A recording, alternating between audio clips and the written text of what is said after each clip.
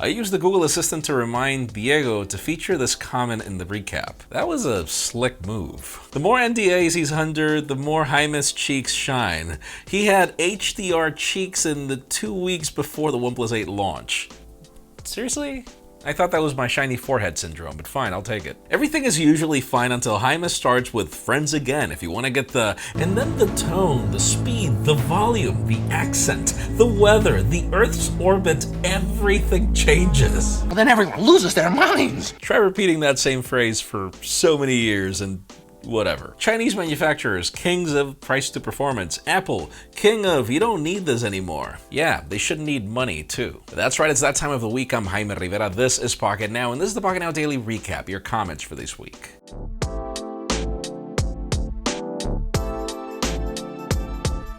So on Monday, the topic was rather controversial. We were discussing the iPhone 12 and the rumors that at least one of these possible 4 iPhones is going to bring a BOE display. And the problem is, it was the most popular one, the successor to the iPhone 11 and the XR.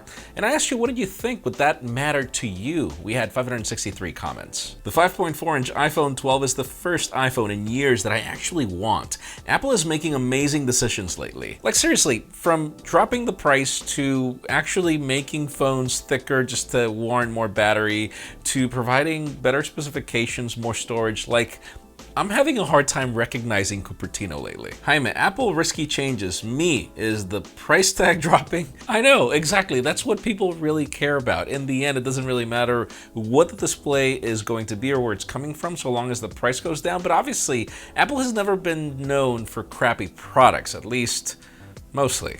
Let's not include the butterfly keyboard. But the point being is, particularly in the display in a smartphone, it's everything. So I'm just a little skeptical as LG has really fumbled with displays, and apparently that's another one of the suppliers. The 5.4-inch iPhone could be the iPhone SE for most people because many people want a smaller iPhone but not old design. I agree with that, but then a lot of people also want the old design. A lot of people want the home button. I even wonder why Apple doesn't give people the best of both worlds. Particularly right now, I do appreciate Face to Unlock so long as I'm not wearing a mask, but then there are phones like the iPhone that don't have the option for the fingerprint scanner, so I mean, come on, Apple, there should be an option to give us all some flexibility. Meanwhile, Google just teased the Pixel 5 will be $699. For the first time, I'll take the iPhone 12. Yes, I do feel that a lot of companies just lost their way, like they were following Apple to the expensive iPhones, and then Apple made a profit on them, and what they did is what every manufacturer should do, drop the price after they've paid for their R&D and everything,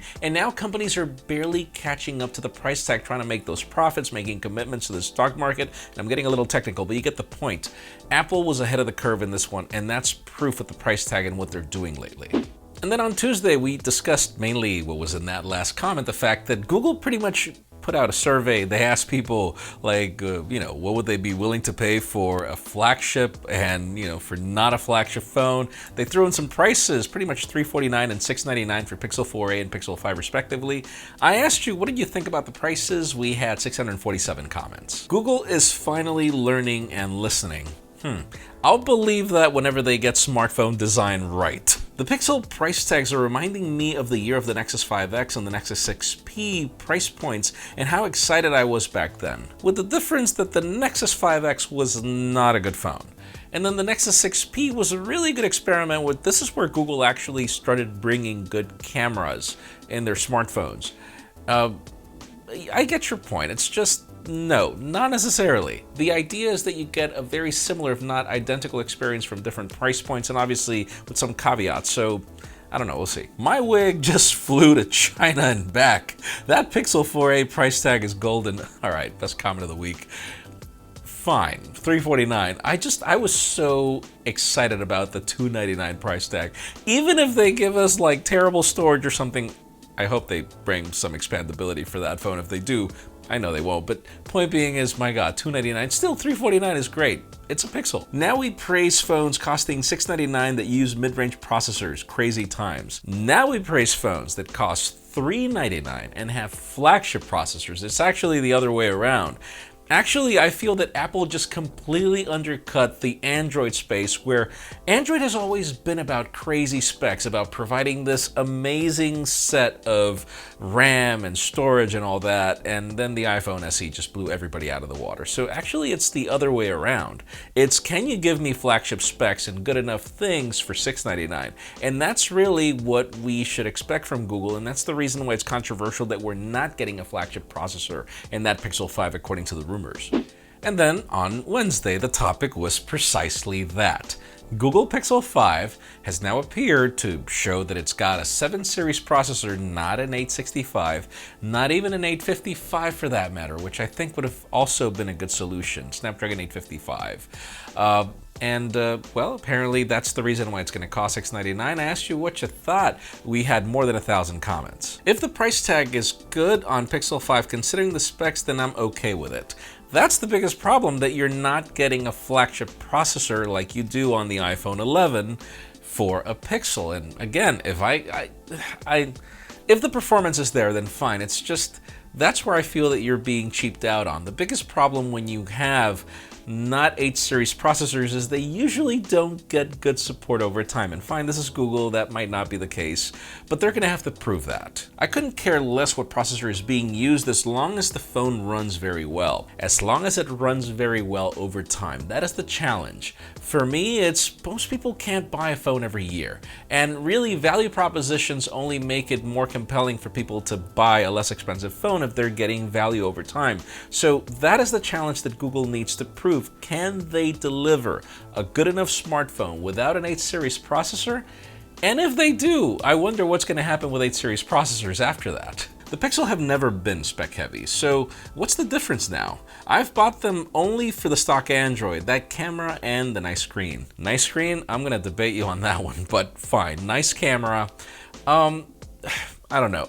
I feel that my biggest problem is, no, they don't really get the latest processors sometimes, but the problem is, you know what? When the original Pixel launched, it was launched with a processor that wasn't available on any other phone back in the day. I'm trying to remember which variant it was, but Pixel innovated with that, and they brought so many things to the market, so why can't we do that? Guys, for those of you that don't remember, the Snapdragon processor was debuted with the original Nexus 1. That was the legacy of Google back in the day. I don't understand why we have to lose that, and then have companies like OnePlus prove that they can throw in the greatest specs and not skimp out on the price, even if they're getting a little expensive. If Google makes up for the CPU with crazy amazing camera and battery, I'm good with that. Yes, but then why would you not buy the Pixel 4a then, for that matter? And then on Thursday, I don't know if you noticed that there's this like curve in the viewership over after that video, particularly when we covered the possibility of the Pixel 4a being delayed, because clearly it didn't happen on May 15th, sorry, I don't even know what date it is anymore.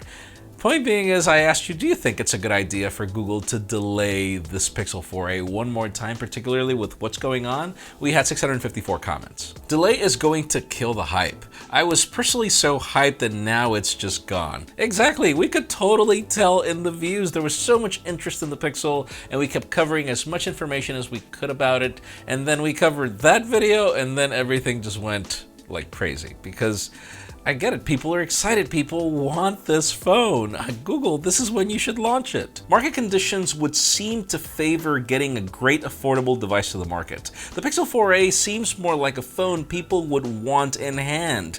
Not in the window right now.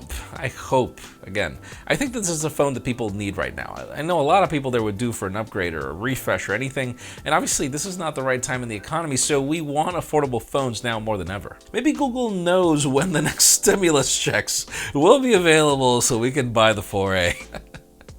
Alright, dude. Fine. They probably do. And then finally, Friday, the topic was the Samsung Galaxy Note 20. I don't know if you guys know, the Note has always been one of my favorite lineups ever. And, well, we got some leaked renders, and we get things that I like the front boxy design that I really liked on the previous Pixels, my god, fine. Previous Galaxy Notes. And in addition to that, we get some changes in the camera that are not necessarily going to be ultra, but sort of. I asked you what you thought about these renders, and we had 564 comments. The Note has become a more polished S phone that's honestly all I want. No 100x needed, but I'll take the 5000 mAh battery. You know what? The Galaxy Note 10 Plus performs so well without that 5000 mAh battery that really one of the things that I don't like about the S20 Ultra is not really the size of the battery, but the weight ratio is just insane. That phone is not just massive but heavy, whereas the Note is impossibly light. I would rather not necessarily get that huge battery if I'm still gonna get the performance which I get right now. Samsung, we're pleased to announce Samsung Galaxy Note 20 Plus. Jaime, shut up and take my money. Yes, fine, you got me. What am I gonna say? I've loved this lineup for so many years, and it's oddly not because of the S Pen. Bypass the S20 Ultra to wait for my beloved Note series baby. Dude, I don't blame you. Even Diego will tell you he loved the S10 Plus a lot, and then he didn't feel the same way about the S20. I do agree with it. I don't like the design of the S20 a lot. I actually prefer to stick to the Note 10 Plus, even if I have last year's processor and so many elements. I don't have the 120 Hz and so many things, and honestly, I'm fine. Waiting for the Note 20 Plus. I'm gonna buy this beast of a phone. Can't wait. You and a lot of us too. That's it for the Pocketnow Daily Recap. Thank you so much for watching. If you want your comments to be featured, keep them short, stick to the point, and try to get some thumbs up. It helps us spot them a lot easier. You can also follow us on social media. Our extended coverage happens on Instagram, and follow me on my personal handles to see me try out new settings to film a video. Please give this video a thumbs up if you like what you saw. I'm Jaime Rivera. Thanks so much for watching. I tried to say this as slow as I could. I'll see you next time.